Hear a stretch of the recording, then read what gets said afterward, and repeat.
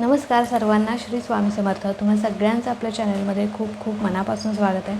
आजचा दिवस तुम्हाला खूप छान आनंदाचा जाऊ दे हीच स्वामींची चरणी प्रार्थना करते आणि आजच्या व्हिडिओला सुरुवात करेन. तर आजच्या व्हिडिओमध्ये आपण अतिशय सुंदर आणि अतिशय महत्त्वाची अशी माहिती बघणार आहोत. तर बघा, तुमच्या सगळ्यांच्या कमेंट्स वारंवार येत असतात की ताई, मी सगळी सेवा करत असते, रोज नित्य म्हणजे रोजची सेवा करत असते किंवा जे काही मला जमेल ती मी सेवा करत असते, पण होतं असं की स्वामींच्या सेवेचा मला का अनुभव येत नाही. बघा, अशा म्हणजे रोज एकतरी असे कमेंट्स असते की ताई, मला स्वामींचा अनुभव का येत नाही, माझी सेवा कुठे चुकते का, की मी कुठे चुकते का, की मी नियम पाळत नाही आहे का. तर बघा, नियम अटी, आता तुमची सेवा कुठली पण असो, नियम अटी ह्या आपल्यासाठी आपल्याला घालून दिलेल्या असतात. म्हणजेच काय, बघा, एखादी तुम्ही संकल्पयुक्त सेवा करताय, तर संकल्पयुक्त सेवा म्हणजे करत असतो. मग तुम्ही 11 गुरुवार असतील, 108 पारायण असतील किंवा कुठलीही अन्य, तर ती सेवा करत असताना त्या नियम अटी का पाळायच्या असतात, तर ती जी आपण सेवा करतो त्या सेवेचं सगळं संपूर्ण फळ आपल्याला मिळण्यासाठी ती सेवा म्हणजे ते नियम अटी आपल्याला दिलेल्या असतात. उगाचच म्हणजे ते नियम अटी घालून दिलेले नसतात. कळालं. आता नियम अटी घालण्याचे काय फायदे असतात बघा.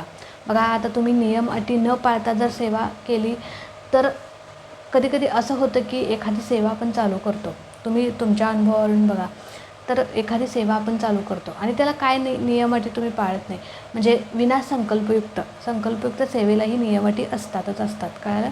आता जर तुम्ही संकल्पयुक्त सेवा केल्या तर त्याला नियम अटी असतात. मग मांसाहार पाळायचा असतो, परान्न पाळायचं असतं किंवा ब्रह्मचर्या पाळायचे असते, तर किंवा म्हणजे खंड पडू द्यायचा नसतो, असं काही नियम असतात.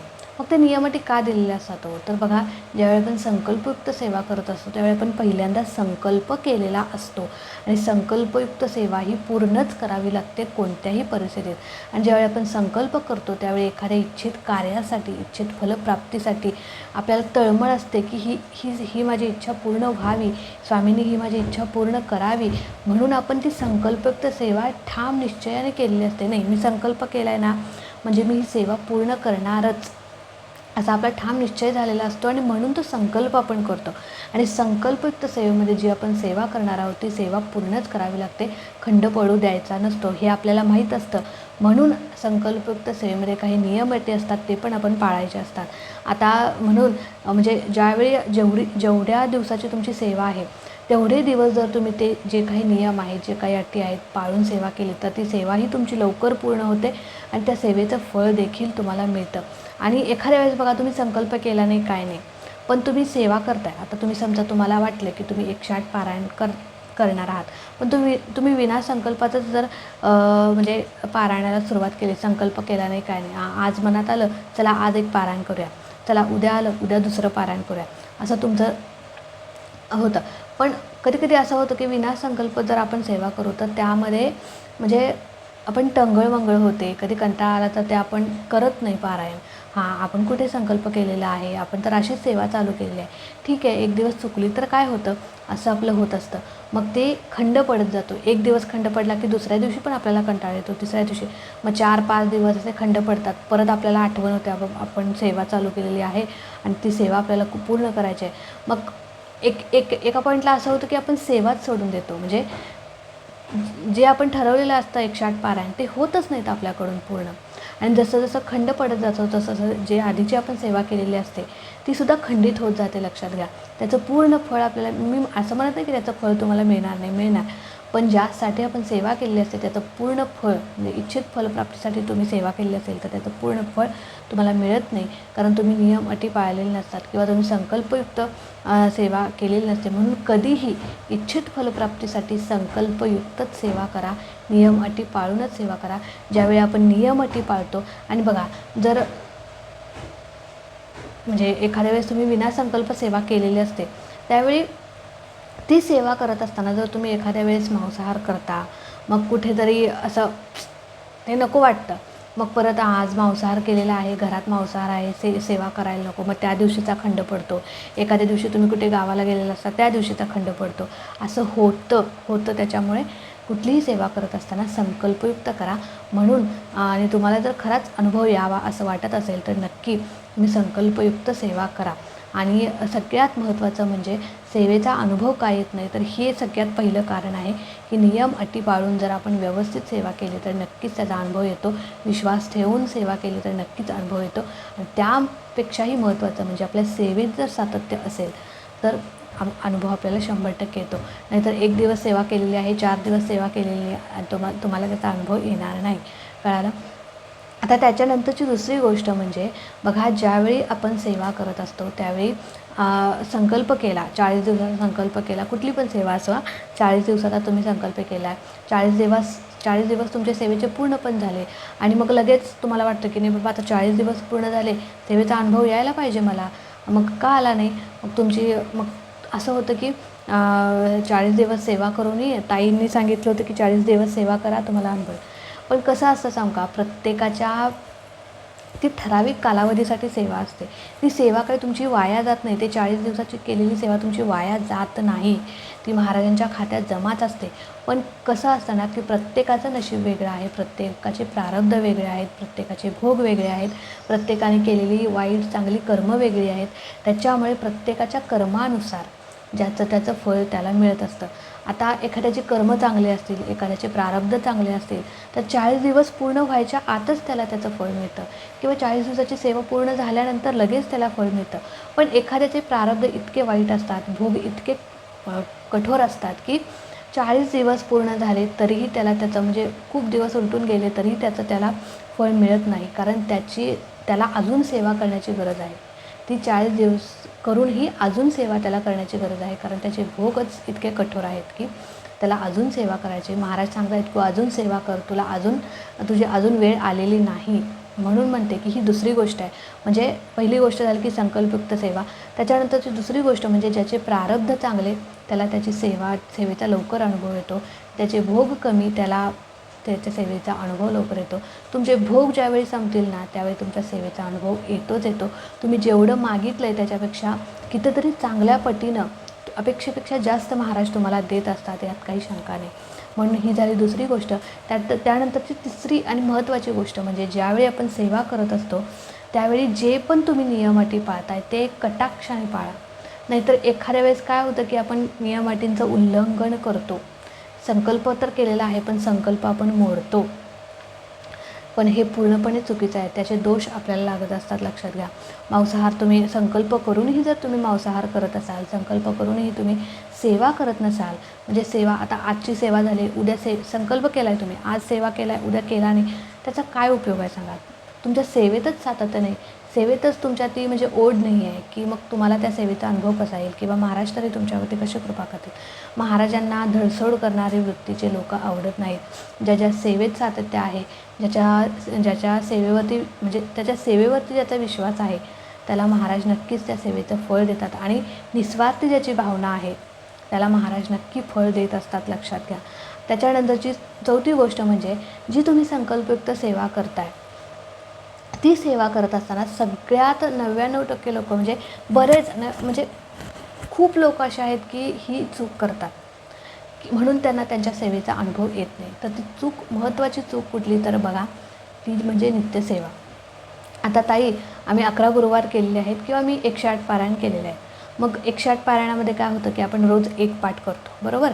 स्वामीचरित्राचे 21 अध्याय आपण रोज वाचतो. आता 21 अध्याय रोज वाचतो, मग नित्यसेवा पण करायची का? बघा, नित्यसेवा म्हणजे तुमची बेसिक पाया आहे. स्वामी सेवेची सुरुवातच नित्यसेवेपासून होते. सुरुवात तुम्ही नवीन स्वामींच्या सेवेत आला आहे, तुम्हाला सुरुवात कुठून करावी लागते तर नित्यसेवेपासून सुरुवात करावी लागते. रोज स्वामीचरित्राचे 3 अध्याय, तारक मंत्र, 11 माळी ही नित्यसेवा आहे. जगाच्या पाठीवर तुम्ही दुसरी कुठलीही सेवा चालू करा, गुरुचरित्र करा, 108 स्वामीचरित्र करा, दुर्गा सप्तशती करा, पण ही सेवा रोज तुमची झालीच पाहिजे. आता दुर्गा सप्तशतीचे 108 तुमचे पाठ झाले, रोज ही म्हणजे जरी करत असला तरी रोज ही सेवा तुमची केलीच पाहिजे. तुम्ही कळालं? म्हणजे सकाळी उठायचं, देवपूजा वगैरे करायची आणि आपली जी नित्यसेवा आहे ती करायची. नित्यसेवा म्हणजे काय? नित्यकर्म आहे, ते रोजचं कामच आहे तुमचं. ते तुम्ही स्वामीसेवेकरी आहात ना, तर ते तुमचं रोजचं कामच आहे, लक्षात घ्या की नित्यसेवा करणं. बघा, तुम्ही रोज आंघोळ करता, कधी आंघोळीचा कंटाळा करता का? काही असे अपवाद आहेत जे आंघोळीचा कंटाळा करतात, काही असे अपवाद आहेत जे देवपूजेचा कंटाळा करतात. काही असे लोक पण आहेत अपवादात्मक. सगळ्यांनाच मी नाही म्हणत आहे, पण तुम्ही कधी अंघोळीचा कंटाळा करता का? किंवा तुम्ही बिना जेवता राहू शकता का? नाही. मग ते तुमचं रोजचं कामच आहे ना, की जेवणं किंवा स्वयंपाक करणं, हे रोज केल्याशिवाय तुम्हाला सुटका आहे का? तर नाही. म्हणून त्याचप्रमाणे स्वामी सेवेकरीचे जो आहे त्याचं हे नित्यकर्मच आहे, की रोज स्वामी चरित्राचे 3 अध्याय वाचायचे, तारक मंत्र एकदा कविना म्हणायचा, एक माळ स्वामींची जपायची. हे का करायचं? तर आपण स्वामींना गुरु मानले आणि ती गुरूंची सेवा, रोजची सेवा, आणि ही संकल्पयुक्त सेवा कशासाठी असते? तर जी आपण इच्छित फलप्राप्तीसाठी आपण ती सेवा करत असतो. आणि ही नित्यसेवा का करायची? तर नित्यसेवा म्हणजे हे 3 अध्याय म्हणजे आपला भूतकाळ, भविष्यकाळ आणि वर्तमान काळ असतो. पहिला अध्याय असतो तो आपल्या भूतकाळासाठी असतो, दुसरा अध्याय असतो तो आपल्या वर्तमान काळासाठी असतो आणि तिसरा अध्याय असतो आपल्या भविष्यकाळासाठी असतो. तर हे काय हो, भविष्य, वर्तमान, भूतकाळ, मग या अध्यायांशी काय संबंध आहे? तर बघा, भूतकाळामध्ये आपण म्हणजे बरेच वाईट कर्म आपण केलेले असतात आणि त्याचा पश्चातापही होत असतो. मग ते भूतकाळातली जी काही वाईट कर्म आहेत, वाईट पाप ती धुवून जाण्यासाठी, ती नष्ट होण्यासाठी पहिला अध्याय असतो. दुसरा अध्याय असतो तो वर्तमान काळासाठी. वर्तमान काळात सध्या तुमच्या आयुष्यात एखादी अडचण आहे, दुःख आहे, संकट आहे, तुम्ही ज्या संकटातून चाललेला आहात, ते संकटाचा तुम्हाला त्रास होऊ नये किंवा त्या संकटाची तीव्रता तुम्हाला भासू नये. अगदी संकट आहे, पण त्याची तीव्रता किंवा त्याची झळ तुम्हाला बसू नये, यासाठी तो दुसरा अध्याय असतो. आणि तिसरा अध्याय असतो तो भविष्यकाळासाठी, म्हणजे भविष्यकाळ सोपा जाण्यासाठी.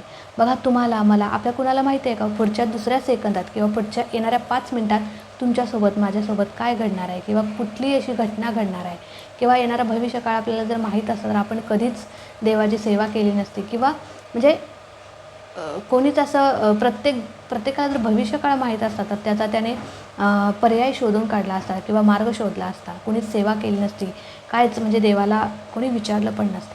म्हणून येणारा भविष्यकाळ जर आपल्याला माहीत नसेल, आता तुमच्यासोबत, माझ्यासोबत पुढल्या 5 मिनिटात काय होणार आहे माहीत नाही. म्हणून एखादी वाईट घटनाही घडू शकते, एखादी चांगली घटनाही घडू शकते. म्हणून तो येणारा भविष्यकाळ सुखकर जाण्यासाठी, कुठलीही वाईट घटना असो, ती वाईट घटना जी आहे त्या एखादी वाईट घटना घडूच नाही आपल्यासोबत, म्हणून तो पुढचा तिसरा अध्याय असतो. आणि 11 माळी का असतात? तर 11 माळी ज्या आहेत त्या काम, क्रोध, लोभ, मोह, मद, मत्सर हे जे काही 6 षडरिपू आहेत, हे आपल्या अंगातून किंवा आपल्या शरीरातून घालवण्यासाठी हे 6 म्हणजे षडरिपू. आणि त्याच्यानंतर पुढच्या 5 माळी कुणासाठी असतात? तर पहिली माळ असते आपल्या मातेसाठी, पित्यासाठी, गुरूंसाठी, आणि 4थी माळ असते आपल्या स्वतःसाठी, 1 माळ असते पितरांसाठी. अशा ह्या 11 माळी असतात. मी याचा डिटेल व्हिडिओ बनवलेला आहे, तो तुम्ही नक्की बघा. तर ह्या 11 माळी असतात. तर त्या 11 माळी का करायच्या? तर मातेचं आपल्यावर कर्ज असतं, त्यांनी जन्म दिलेला असतो, मातापित्यांनी आपल्याला तर त्यांच्या ऋणातून मुक्त होण्यासाठी. तिसरी माळ असते पितरांसाठी म्हणजे काय? देवांच्या आधी, गुरूंच्या आधी आपल्याला पितरांची सेवा करायची असते, म्हणून आपल्याला पितरांसाठी 1 माळ करायची असते. आणि त्याच्यानंतर पुढची ज्या काही 6 माळी आहेत त्या आहेत काम, क्रोध, लोभ, मोह, मद आणि मत्सर. हे जे काही 6 षडरिपू आहेत आपल्यात जे असतात माणसामध्ये, ते म्हणजे आपल्या सेवेपर्यंत आपल्याला पोहोचू देत नाहीत. तर तुमच्या म्हणजे स्वभावामध्ये जर लोभीपणा असेल, मोह असेल, मद असेल, मत्सर असेल, तर कुठेतरी एखाद्याचा राग करायचा आणि सेवा करायची, तर ते चुकीचं आहे. तो मत्सर जो आहे तो घालवण्यासाठी, तो लोभीपणा आहे तो घालवण्यासाठी, जो क्रोधीपणा आहे तो घालवण्यासाठी हे सगळे षडरिपू आहेत ना, ते वाईट आहेत, लक्षात घ्या. आणि ते आपल्याला आपल्या सेवेपर्यंत पोहोचू देत नाहीत. म्हणून ते कमी करण्यासाठी ह्या 11 माळी आपल्याला करायच्या असतात. तारक मंत्रही आपल्याला म्हणायचा असतो. तारक मंत्र का म्हणायचा? तर तारक मंत्र म्हणजे कुठल्याही संकटातून तारणारा मंत्र म्हणजे तारक मंत्र. म्हणून ही जी काही नित्यसेवा आहे, बेसिक सेवा, ती आपल्याला करायची आहे.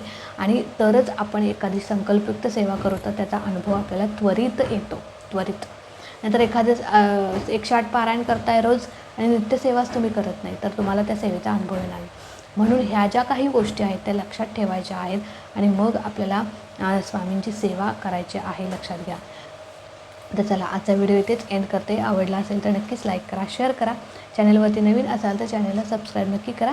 भेटूया अशाच एका नवीन व्हिडिओसोबत, नवीन सेवेसोबत, छानशा माहितीसोबत. तोपर्यंत खुश राहा, आनंदी राहा आणि सगळ्यात महत्त्वाचं, स्वामींची सेवा करत राहा. श्री स्वामी समर्थ.